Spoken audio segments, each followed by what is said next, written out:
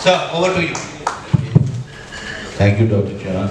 So, friends, it's really been a privilege to be felicitated at this very August gathering and August forum. My congratulations to you and this excellent forum called the Physicians Forum of India, which has been actually, how do I put it? I mean, has been really been laying the foundation stone for fantastic academic achievements to follow and academic programs to follow. So the topic for today is every heart deserves the best, and we have one of the most erudite speakers out here, Dr. Ripin Gupta, who's already been introduced to you. The heart is a wonderful, wonderful organ which God, nature has given us. It's indefatigable, and the day it starts malfunctioning, you know that the reverse counting has started. And in present day context, with the advent of modern medicine, modern technologies, and modern drugs, there are a lot that can be offered to the patient. And one of the prime things which has evolved over a period of time and has now stood the test of time and is one of the cornerstones is FFR and OCT, which is done for certain cases. Earlier there used to be some kind of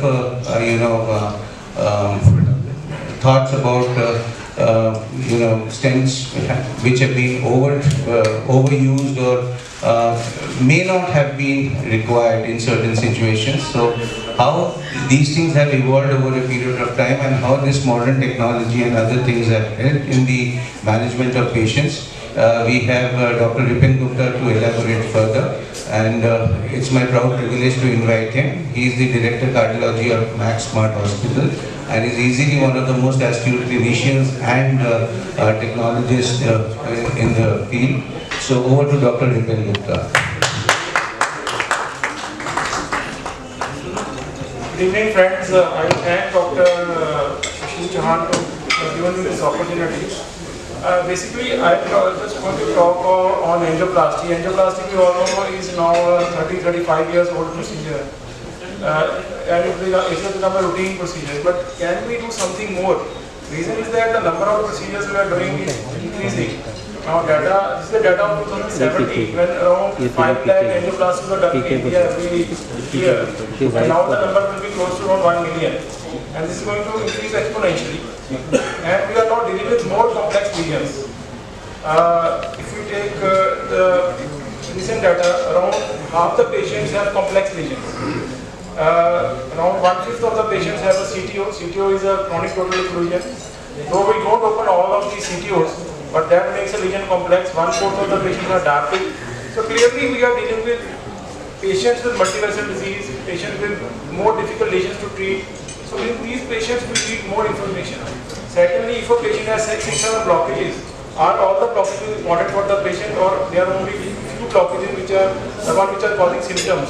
This is the crux of the issue which we face every day in our cath lab, and how to go about it. Now when we talk of an angiography and you see an angiography report, there is written there is a 70% block in L-carotid artery, 80% block in RC artery. So this block is eyeballing only. It is not something which is calculated with a machine or something. So clearly there is a lot of discrepancy between the visual estimation and the actual blockage which we have. So when we rely on our eyes to look at the extent of blockage, the size of the stent we want to put in, and we want to see how is the result after the stent has been put in. It is all by our eyeballing. Can we improve on that? Number one, can we tell whether the blockage actually requires a stent or not? Secondly, once we have placed the stent, is the stent adequate in size? Is it fully opposed to the wall? So these all things are not very, very clear. And that's why even now when a patient comes to us and asks that after 1 year, what is the chance of having a reblockage? We say 3 to 5%. Because though technology has evolved, but we may be somewhat lacking in our procedure efficacy. So clearly we need to improve on that. Now this is just to illustrate that our visual acuity is not that good because we can get confused. And when we do an angiogram, it is very easy to do that because angiogram is a 3D, artery is a 3D structure. We are looking at the 3D structure on a 2D plane. So clearly if you look at the blockage here, The same blockage in one view looks 40%, in another view 20%, and in another view looks 60%. So it is the same blockage. When we view it from the different angles, that's why when we do an angiography, we always move the camera in multiple views. And this blockage can look like this also, and these blockages, like this blockage, can look like this on cross-sectional view, but we cannot see the cross-section. We always see a longitudinal view on the artery. So clearly, angiography is not sufficient when we are treating a patient. And secondly, when we look at the angiogram, we are not looking at the main arteries, the three main arteries, two on the left and the one on the right side, but the coronary vasculature is huge. So you have a patient with typical angina, angiography normal, which we now call as INOCA, ischemia in normal coronaries. So that entity is also there, and that's why a lot of our patients, even after the angioplasty has been done, will still complain of angina. The arteries are open, but angina is there because their microvasculature is blocked. So there is no way to look into this microvasculature via plain coronary angiography. If we look at the, when we are looking at a blockage, our aim is to relieve the symptoms of the patient. But angiographic evaluation and hemodynamic assessment of the blockage is not linear. You can see that there is a lot of scattering in this graph. It should be superimposed. So clearly, in 1/3 of the cases, especially when the blockage is intermediate is something like 50 to 80% blockage, we can be wrong either way. A blockage which looks to us as 50% could be 80%, and a blockage which looks to is 80%, maybe a 60% blockage. So can we improve on that? I will be touching upon that, number one. And once we have decided to put a stent, can we do something to improve our procedural success? So one is the FFR technology, which is fractional flow reserve. I will be discussing it in a few minutes. And second is the OCT, which is optical coherence tomography. And this is just a representative picture of the vessel wall, which we look at with the OCT, which we do every day in our daily practice, and we can see a artery in great detail. And we can see even the single struts, though it is not showing any struts here because this is a plain artery, but I will be showing some cases where we can see a single strut and make out whether the strut is opposed to the wall or not. So when we are decided to do a angiography in a patient and decide about the procedure, there are two things we want to know. Should I treat? For which FFR is very, very important. And how should I treat? Which stent I should put? Whether this patient needs a rotablation or a IVL to remove the calcium, or it is just a plain balloon if it suffices. How much should be the diameter of the stent? What should be the length of the stent? Should we close the lid or not? All these are guided by OCT and IVUS, though OCT is now favored more because it has more clarity. So I start with an example. A 58 years hypertensive male with history of dyspnea. He is a known case of COPD. Echo is normal. The pulmonologist wanted us to evaluate further. We did an angiogram, and this is what is shown on an angiogram. You can see that there are two, in the circumflex artery there is a block, which to me clinically looks like 70 to 80%. But we thought, let's do an FFR and decide. And when we did an FFR, it came 0.09. Now FFR, if it is below 0.8, it is positive, means stent needs to be put. More than 0.8 means stent does not need to be put. So in this patient, no stenting was done. So clearly a blockage which angiographically looks significant, on FFR was not significant. And this is what it shows, that if we compare angiography with FFR and divide the lesion on angiography between 50 to 70%, 70 to 90%, and 90 to 99%, you can see that if the blockage is angiographically 90 plus, only 4% error is there. But if the blockage is 71 to 90%, there is a 20% chance of error. But if the blockage is 50 to 70%, there is a 65% chance of error. So clearly in intermediate lesions, where the blockage is 70 is our cutoff, if the blockage is 10% plus or 10 plus minus on angiography, then clearly that blockage requires an FFR to clarify whether it needs a stent or not. And FFR is very easy to do. What we do is that this is a catheter through which we do an angiography and angioplasty. We take a special wire known as FFR wire. Now this FFR wire is actually not a wire, it has a tube inside.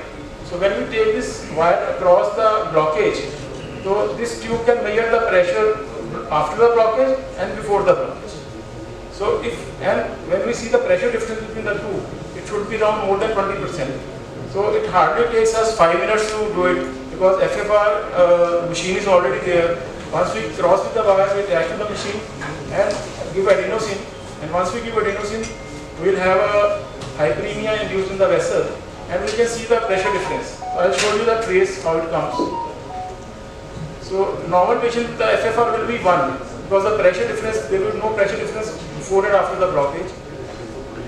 So it will be 1, and this is how it will look. You can see there are two graphs here, one is a green and one is a red line. Both are superimposed. It means the blockage is not significant and FFR has come 0.93, not significant. Now if there is a blockage, clearly there will be a pressure difference across the blockage, and this is how it will look. This is the beginning, but when we give adenosine, you will see that after the blockage the pressure has dropped and FFR is 0.54. The pressure difference between the ostium of the artery and after the blockage is 0.54. This blockage needs a stent. So FFR more than 0.8, nothing to be done. Less than 0.8 needs stent. Very easy to do. The number comes on the screen. You can see it and decide. Now, important question comes to our mind that if you are deciding like that, what will happen if you leave a lesion? Let's say a lesion looks to be around 70 or 80%. I did an FFR and didn't do anything on this patient because FFR was negative. So this is a follow-up after 5 years, and what we see is that FFR guided therapy and this is angio guided therapy. There is a clear-cut difference, and this difference is maintained over years. So initial portion diverges. That is, all will agree that okay, the blockage may be not significant, but the worry is that over the years it may not cause problem. But you can see that over the years the curve is diverging. Clearly means that events are less. So if we do an FFR guided therapy, we are going to end up with lesser number of stents, lesser number of blockages treated, and more long-term benefit to the patient. Now, and the patient is a 62 years male, angina, hypertensive, diabetic, hypothyroidism, which also is positive, clearly a very high risk patient. And we have done an angiogram in this, and what we can see is that multiple blocks are there. LAD has a block, circumflex has a block, RC has 2 blocks. So out of these blocks, which is to be treated? So let's do an FFR and see. So we did an FFR or LAD, it is 0.87, nothing to be done. FFR or circumflex, which clearly looks very tight, but then FFR also depends on the area which is supplied. If the area supplied is less, then the FFR, even a tight region, will become negative because it is looking at the hemodynamic assessment of the heart. So here nothing to be done. So left system, which we would have stented anyway, nothing to be done. We coming to the right artery, FFR 0.88, again nothing to be done. Only this blockage which was there in the PLB is FFR 0.50. So this is the blockage which needs a stent. So out of 4 blockages, we are left with only 1 blockage. In fact, in one of the studies, it was seen that angiographic 3-vessel disease, which was there in 100 patients, out of which actually when FFR was done, 3-vessel disease was only in 14%. 2-vessel disease was in 9%, 43%. So out of 100 patients, 43 became downgraded to 2-vessel disease, 34% became downgraded to 1-vessel disease, and only 14% remained triple-vessel disease. So clearly unnecessary interventions were avoided.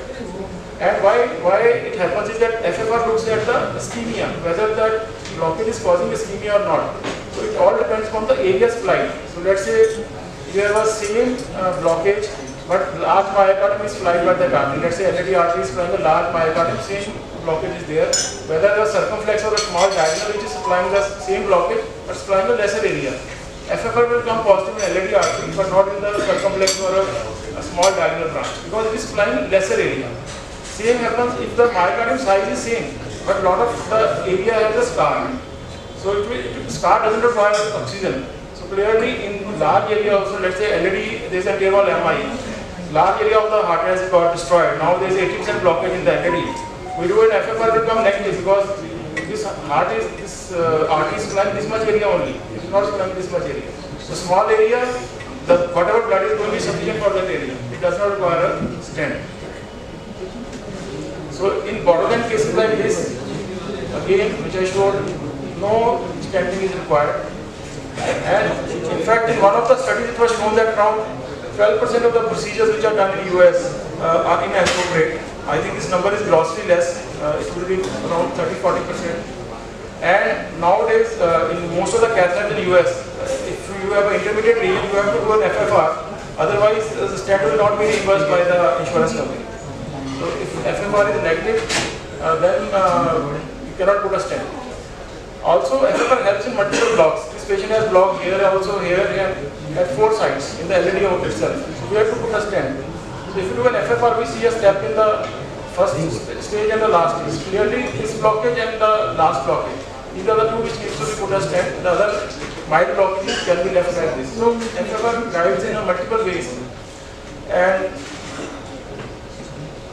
in fact, if you look at the side branch, the side branch looks very significant to us and we will be tempted to put a stent.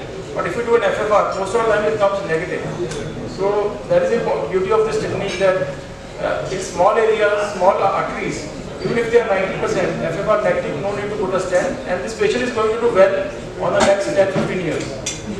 Multivessel disease, as I clearly showed, in half the patient 3-vessel disease becomes downgraded to 2-vessel disease. Again, another study, Syntax, very big study, same proof, and number of stents used, which was 5, became 3.78. So we reduced by 1.5 stent per patient.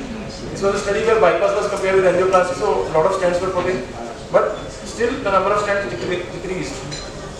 And 1 year data clearly in favor of doing less intervention. 5-year data again in favor of doing less intervention. And recently we have a publication of 15-year data which clearly showed less events if we do not place stent if the FFR is negative. So we have a long-term data which proves this therapy. So FFR is a useful technique to look for borderline lesions. In complex lesions like multivessel disease, branches which are involved, should we do something or not? Left main is very important vessel where you cannot someday make a decision. In all these subsets, FFR is a very good modality. Now coming to the next is optical coherence tomography. So now this is a CT angiography which we see. It has a resolution of 600 microns. When we do our conventional angiography in the cath lab, this has a resolution of something like 200 microns. And IVUS is 100 microns and OCT is 10 microns. So OCT is 10 times more, shows in detail the artery as compared to IVUS, and 20 times more clarity as a coronary angiography. So this is used when we are doing an angioplasty to plan our procedure. So basically it is based on infrared light. So when we pass a catheter inside the artery, we can look into the details. And we get two types of views. We can see a longitudinal view also, and we can get a cross-sectional view also. I will just play a video to show this, how OCT is done in the catheter. So this is how it appears. You can see the stent struts. These are the stent struts one by one. Here also you can, the dots are the stent struts. And you can see a longitudinal view that stent is fully posed, but you can see a red area here. Red area means stent is not posed. You can see clearly it's not touching the wall. So we need to do something more for this artery. So we can look into inside the artery with great clarity once we are putting a stent, and even we can plan the procedure. So basically they have a logarithm MLD max. MLD is that look at the morphology, length of the lesion, diameter of the vessel. So we can plan the size and length of the stent, and if the stent area which has a blockage has a lot of calcium, then we can do some procedures for that, like do an IVL or rotablation to clear that. And once we are putting a stent, look for any max is medial dissection, any dissection in the artery, how well is the stent opposed, and what is the expansion of the stent. I show you in certain examples how it looks. So this is how this screen comes to us on the when we see this is a conventional angiogram, this is a cross-sectional view, this is a longitudinal view of the, and this is how the we divide into various. We can look at the all the components of the arteries. In a normal artery, we can see all the components. It's very clear in this picture. And this is a normal artery. This is an artery with a fibrous plaque. This is a fibrous plaque here. If there is a calcium, this is a lipid-rich plaque. This is a calcium irregular margin, and this is all calcium which we will see. If there is a lot of calcium in the artery, that means we have to prep that artery before we can put the stent. Otherwise, stent will not expand because calcium makes the artery very thick. And this is a red thrombus which forms in patients with acute myocardial infarction. This is a white thrombus which forms in region with non-STEMI. So all this can be very clearly seen. And now if you see this region, this is just a fibrotic region. So we can even do a direct stenting. But here a lot of calcium is there. So we have to either use a non-compliant balloon or you use a rotablation to clear this calcium. So we can see all this planning can be done before we put a stent. We can look at the length of the lesion with this. We can look at the diameter of the vessels which stent to put in. And once we have put in the stent, we can look at the expansion of the stent. So we get a figure here like 87% expansion. Ideally, anything more than 70% is very good. Then we look at any dissections, any tear in the artery. If there is a lot of tear, we have to put additional stent. And you can see that tear comes very clearly. You cannot see this tear on angiography. Here we can see clearly a tear in the artery. Here it is an intramural hematoma, which is a very serious complication. Can we see on this? And you can see the stent apposition. Here you can see that the struts are hanging in the vessel wall. They are not opposed. And as I showed in that picture also, we can clearly see here, there is a red mark. Whenever there is a red mark, red dot, not white dot, it means the stent is not touching the vessel wall, and we have to go with a bigger balloon and fix the stent to the wall. Now this is a recent article, and this is my last 2-3 slides. That what is the advantage of doing? Let's say we are doing a OCT. Does it change our clinical decision? This study, they showed that 87% of the time, physician changed the decision after OCT was done. So they did two groups. At first, the physician decided, okay, I am going to put a 332 stent. Then they did an OCT. And the physician said, no, I will not put 2.75 38 stent. Then they said, okay, I would like to do a balloon dilatation. They did an OCT. He said, no, I do not like to do a balloon dilatation. So it was seen that in 87% of the times, once OCT image was shown to the physician, his decision of doing the procedure changed. And this is a trial recently published in NAGM, where they showed that if you do an angiography guided complex PCI versus a OCT guided complex PCI, is there any advantage? So they took around something like 1500 patients, divided into two groups, and it was seen that if you compare with angiography with OCT, clearly OCT has lower complications. Angiography with IVUS, clearly IVUS has lower complications, and when we compare the two, OCT is slightly better than IVUS complications. So clearly, this is a technology which can be used in understanding the plaque morphology, procedure planning, and help us in complex lesions, bifurcation lesions when we have two branches, a big branch coming from an artery, and we have to place a stent across that branch.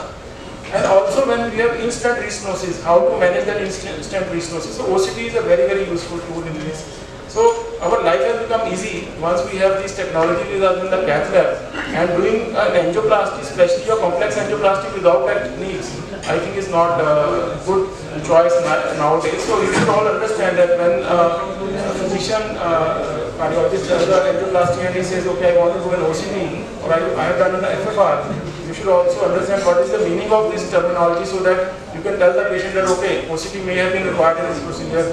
Otherwise, you will not understand what is OCT, and patient is anyway confused, because all these things we cannot explain to him in 2 minutes time. So these are useful tools. Nowadays, if you have to do complex angioplasty, we should be aware that these tools are with us and we have to use them to improve the results. Thank you. Thank you, Dr. So friends, you will agree that Dr. Riken has had a masterly presentation on these two modalities in modern cardiology, which is helping the interventionist to deal things in a much more appropriate manner. So, can you join me on here? So, two quick questions before I open it for the floor. So, can you do an FFR on a coronary CT? This is a good question.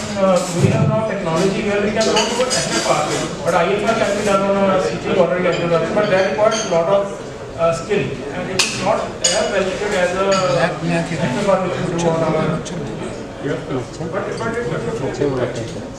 Right. So, what is the cost of an FFR and an OCT, and do you take the consent of the patient routinely before every procedure?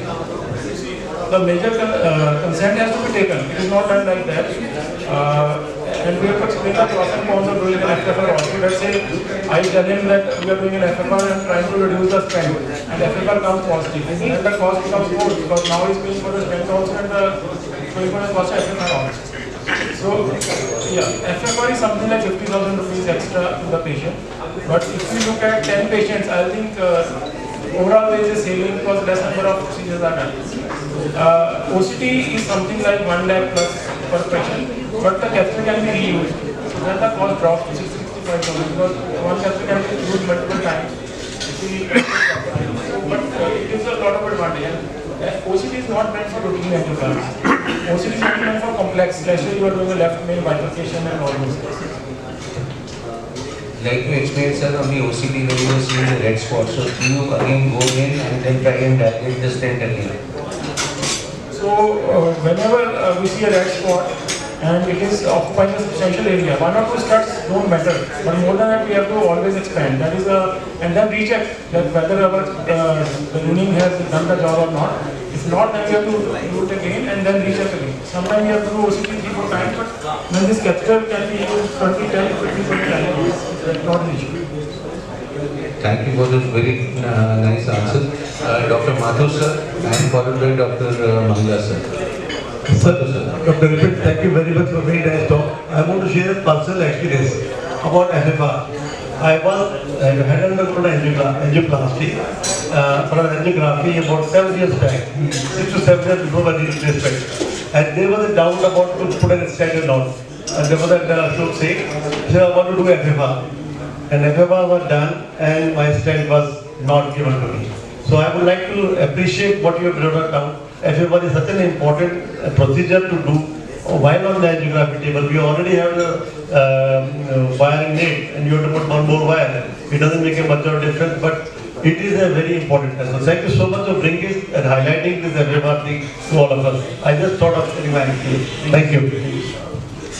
Between FFR and OCT, how do you decide which should be done? Sir, FFR is a different technology. It is meant to decide whether we need to do the stent or not.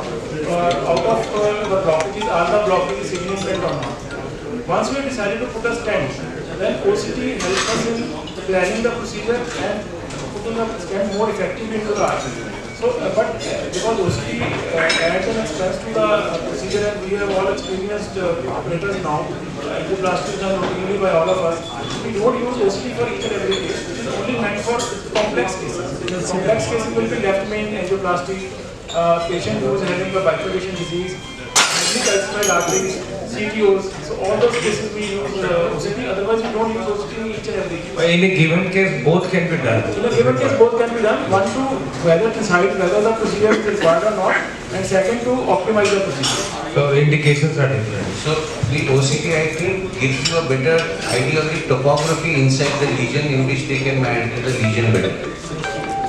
No, I just wanted to say, some of the pictures which you had shown on coronary angiography, it looked the lesion very tight. But as per FFR, it did not require a stent, and you did not put a stent. And when these patients go to some other doctor or cardiologist for a second opinion, does he say that the proper job is not done?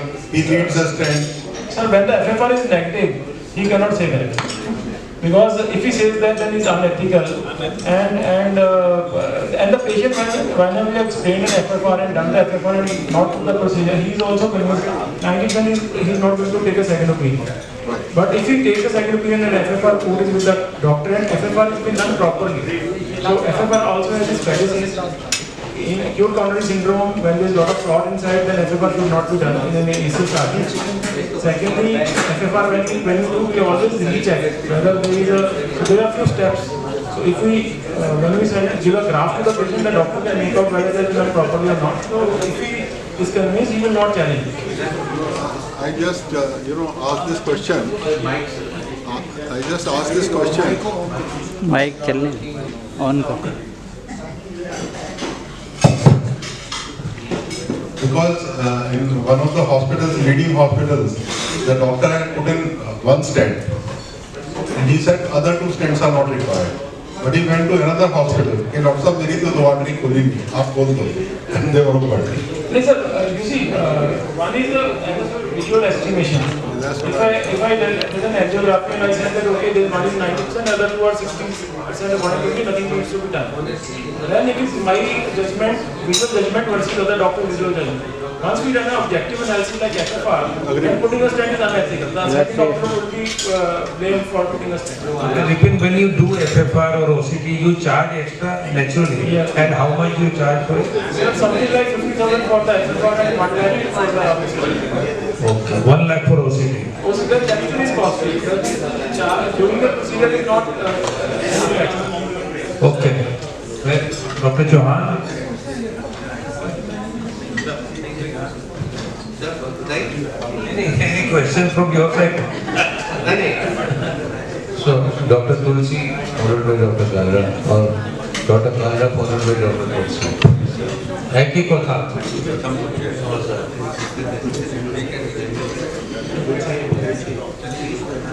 Wow. So, Dr. Chauhan said I have 30 minutes to ask you questions. That's incredible, amazing. I have a stamina for 52 minutes. Let's proceed. So, wonderful talk on OCT and IVUS. We have to compare the both. OCT has 10 times greater resolution as compared to the IVUS. Blood has to be clean, either with typically with a dextran or anything like else. But this IVUS as compared to OCT, can you tell us the difference between the two? What modality do you choose? As we know, the penetration in OCT is just 1 to 2 mm as compared to the IVUS, which is about 4 to 5 mm. Talk us through this, sir. So, you see, you have to understand that IVUS was a technology which came in first. So, 20 years back, I was using IVUS. Right. Now we have HD IVUS, which is slightly better than that. And OCT came recently, maybe 10-12 years back. Now, the OCT has a more clarity.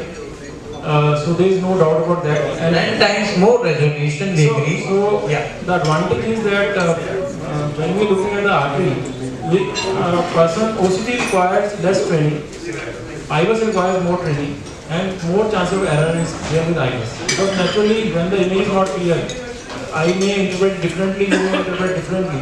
But OCT, the interpretation is very, very clear. So this is operator dependent, you mean to say? Yeah, definitely. And so any technology which is easy to adapt, easy to learn is better than a technology which is difficult to learn.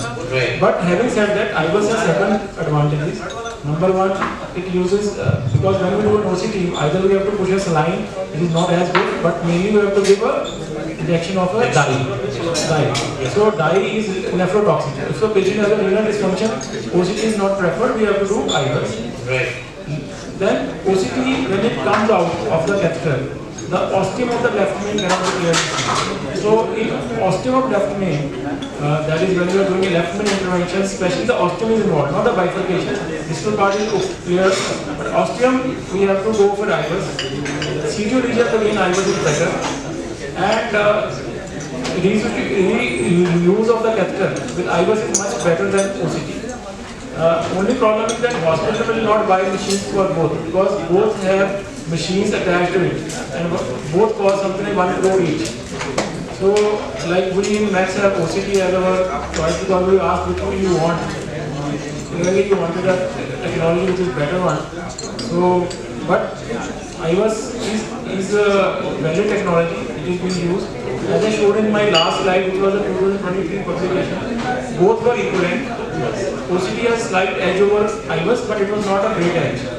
So, if you have either of the two equipment, you can use it. But to me, the image of OCT is so clear that I don't have to make a judgment, and I can make a decision very fast. So that is a...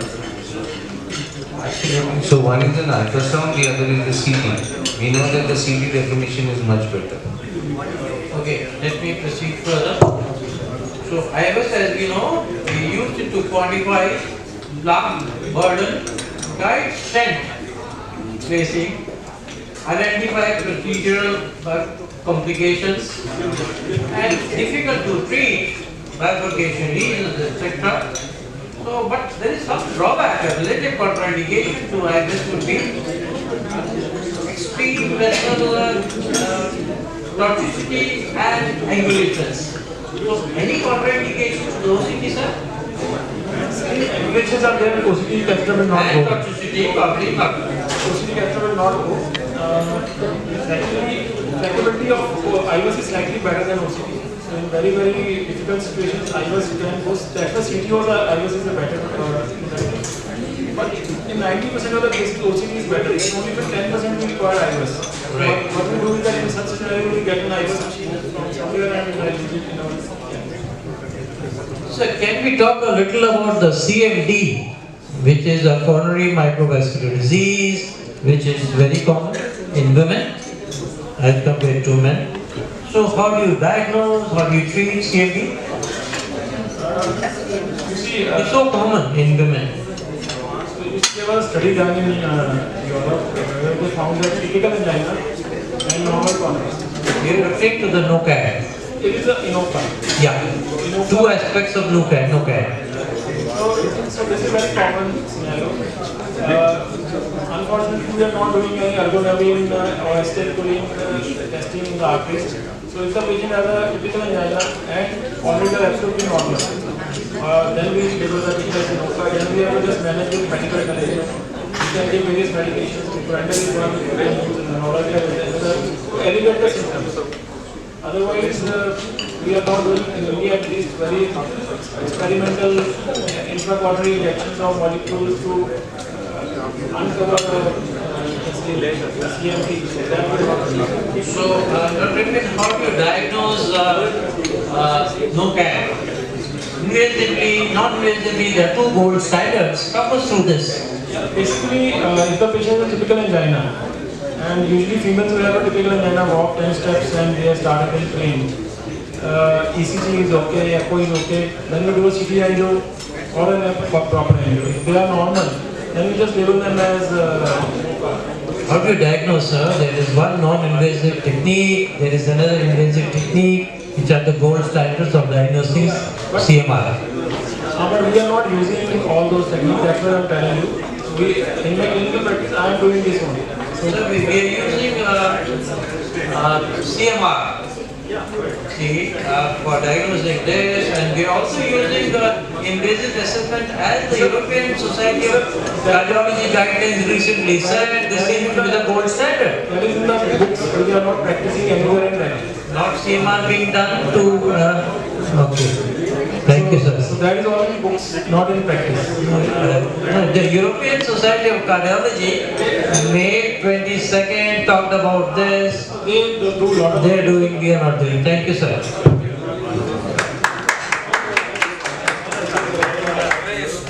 Friends, my maybe I am the last आखिरी डब्बा हूँ गड्डी का तो sir, I was so elated to know that Physician Forum of India has crowned 18 now adult. तो हमारा group of adult group हो गया है. So, just one. हम 18 साल के हो गए.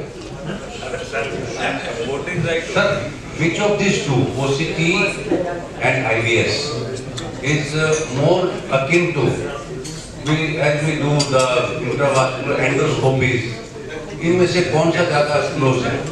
Kind of close to endoscopy, we go into the scope and see the things in more details and live. You see, intravascular ultrasound is like an ultrasound.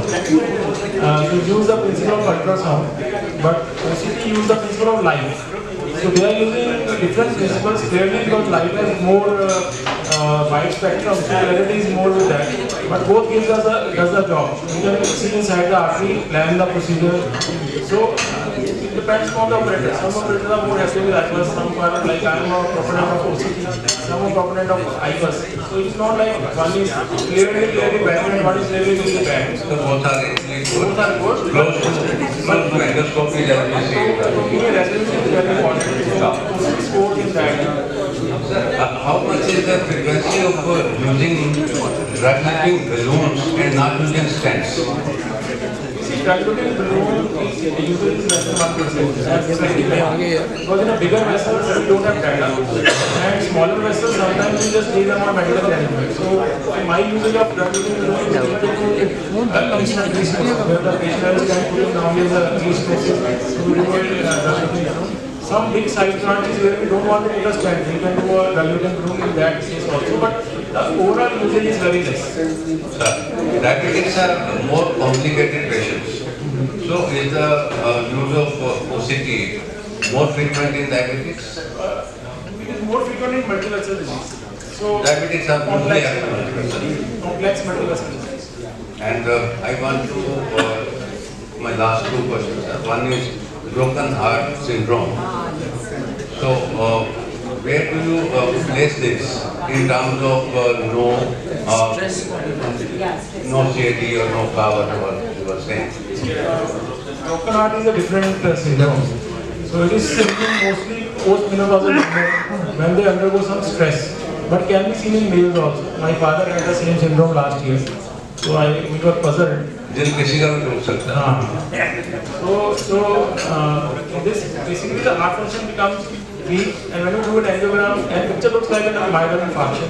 ECG can even show ST elevation, but when you do an angiography, the angiogram comes totally normal, or shows a mild disease which is not correlated with the picture of the patient.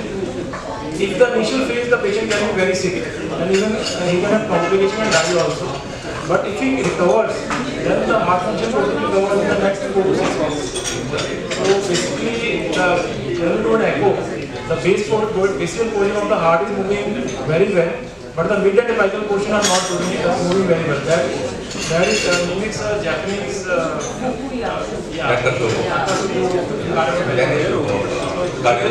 they use that special type of so laser angioplasty is a very good technique. Problem is again, you see availability, because that each equipment requires a machine, and machine costs something like 1.5 crore, nothing is less than that. So each center is not able to use so many equipments. So laser is used for CTOs is chromatographic region where nothing is good. Calcified lesions where again sometimes ROTA cannot be done in all the calcified lesions. So laser is very good for that. It can be even used to extract the pacemaker, old pacemaker leads can be extracted using that laser. But problem is the cost of the machine. But you still need to do an adjunctive balloon dilatation with this. See, laser alone angioplasty is not enough. You are not able to open up the entire channel. Laser is to press the vessel for the stent. Right. So that alone is not going to be enough.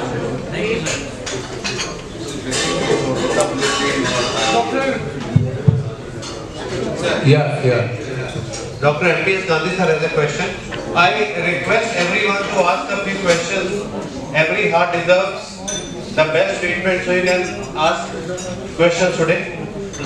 Sir पहले ये कहते थे angiography is the gold standard now is FFR is the gold standard now Not in all the cases where the blockage is intermediate. विजय यार mic दे दे यार. एक और mic किसके पास है? माइक का है दूसरा. माइक दे दे यार.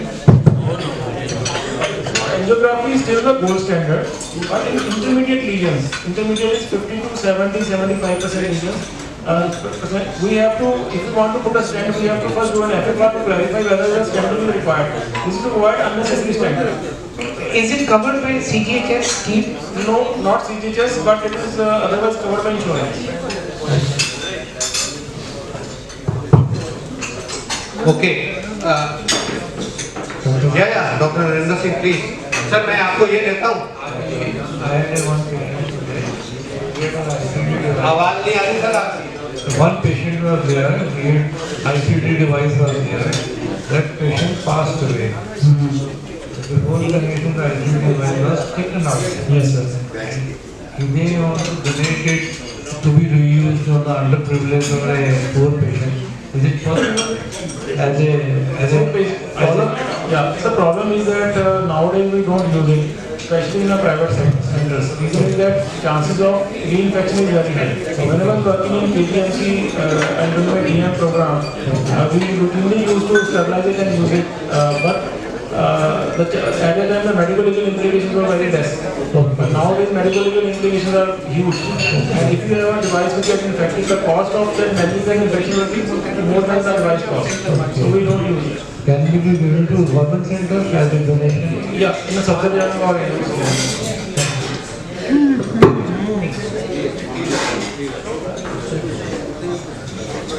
Dr. John. Sir, wonderful talk, Dr. Ritesh. As always. Sir, I want, as your topic suggests, sir, every heart deserves the best treatment, sir. And we say prevention is better than cure.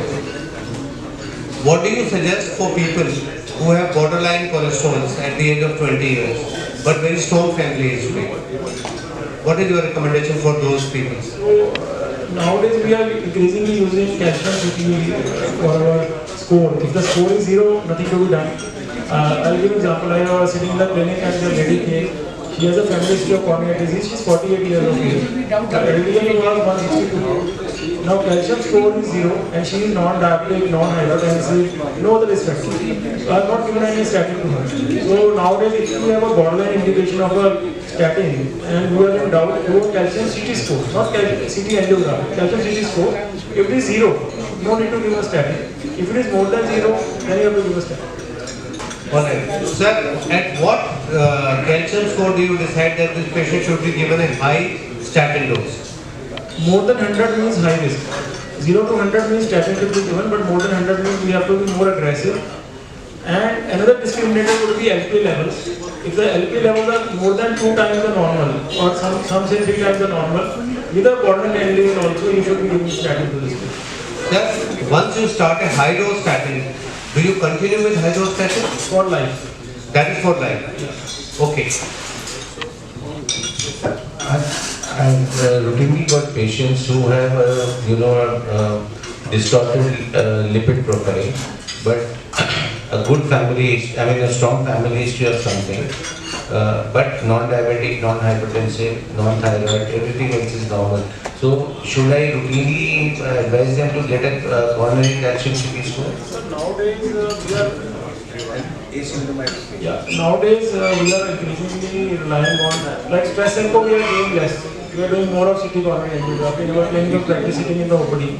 So that we take the patient to angiography only if we feel that it is not meant for typical angina patient. Let's say I am talking of atypical chest pain, where we used to do a stress echo or a TMT, and the age of the patient would be not a 60-year boy coming to chest pain or put a CT angina. I am talking of a patient where we initially used to advise a stress echo. We are using more of CT angina. Same for lipid. If we are in doubt with the therapy and we are going to use this therapy for the next 40-50 years, then doing a calcium score in a patient. Then do a ASC scoring. The score is more than 10% to 20%. Then you can think of discuss the patient with the patient and whether you want to go on statin, and it has to be lifelong. If the score is more than 20%, this is more than 10 years, this is more than 20%, then straight away statin can be used. So you can do another discriminator to use it. Calcium CT can be used, LP levels can be used as a discriminator to put the patient on statin, but not each and every patient. Just because the average is no need, you can do it, sir. Sir, how long we are free of this calcium scoring? How long we are free of this if calcium score is 0, and how frequently you should do calcium score? Once we have done the calcium score is 0 and the patient has no symptom, we should not treat it again. It's just to decide what the therapy Actually, at that time, after 10 years, 5 so years. let's say How long we are free of this? Ideally 5 to 10 years is the time period, but I will not mind doing it because it's just CT. I'm getting a radiation, so I'm not going to do it again and again. One talk I attended of Dr. Banveen, he said that next year you are at risk. Sorry? Next year you are at risk. You are at risk. Even if your calcium score is 0, you are at risk. Very well. Everybody is at risk. No, no, Somebody you have to understand one thing. Pass the standard. It is the amount of risk. If your calcium score is 0, the risk will be like this much. So you are not the actual risk. Nobody says 0 risk. I say it is 0.001% risk. So versus the 90%. Both carry different values. So one is to scare the patient, one is to go with the data. So we should never scare the patient, we should go with that. Last, Dr. Repeatedly I want to share about the patient we had spoken about. There is one gentleman who was my patient for a long time, non-diabetic, non-hypertensive, mildly hypothyroid, but not on medication. He kept complaining of breathlessness, but a small exertion. We requested that find out all the findings and I requested him to go to Dr. Vipin. He evaluated angiography, echocardiogram is normal and said all cardiac parameters are normal. Came back to me. But he was not satisfied. We referred to the chest physician to find that something is not right. We must do some more evaluation. Ultimately, he turned out to be a tumor in the lung. This was a one case which I would like to share with you all. This patient was only complaining of breathlessness or a small exertion. And his pro-chemical levels were also normal. So I said cardiac is over. But then we were not satisfied, he was not satisfied, so we referred him to a chest physician. Ultimately, I spoke to him about. So he is being now operated at Medanta by Dr. Dutwa. Let us share with you. Sir, secondly about the setting, we have a lot of patients of hypothyroid who are borderline or were controlled with the medication, but their LDL remains about 140, 150. Should we give them a statin? So I think better will be to use a ASCVD scoring system, which is a LCC app. Okay. If the score is more than 10-year risk is more than 20%, straight away give statin. Okay. 10 to 20% you have to discuss with the patient that this statin is lifelong. Are you willing to take it or not? There are no other comorbidities, only hypothyroidism, which is a very common we find. And we know in hypothyroidism, dyslipidemia do take place. So, but all the scoring systems disregard hypothyroidism as a risk factor for That's right. CAD. Yeah. So that means I mean, if we are giving statin to prevent the CVD only. So if the patient is having some kind of, after the LDL part, the marker of the LDL is about 140 or then 120. So what was the primary threshold level to start a study? It all depends on the age of the patient and other comorbid condition like hypertension. If there is a patient is 40 years plus and is hypertensive and LDL is more than 130 with statins, patient is a diabetic. Diabetic, yes sir, that is machine padaya to. If you must give study diabetic. But hypothyroidism is not specific indications as such. We should put the 10-year risk of ACVD in this.